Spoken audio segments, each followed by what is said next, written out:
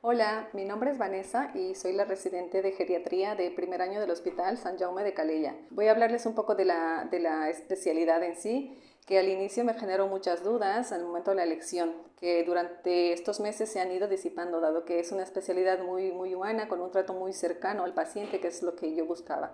En cuanto a las rotaciones, durante el primer año vas rotando por los diferentes servicios y empiezas con la unidad geriátrica de agudos, donde siempre estás bajo la supervisión de los médicos adjuntos, y al ser yo la primera promoción de geriatría, pues están muy a por ti, están muy pendientes y bueno, eso se agradece.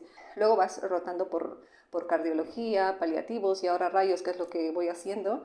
Y la verdad que los médicos adjuntos están muy en la labor, muy prestos a compartir sus conocimientos.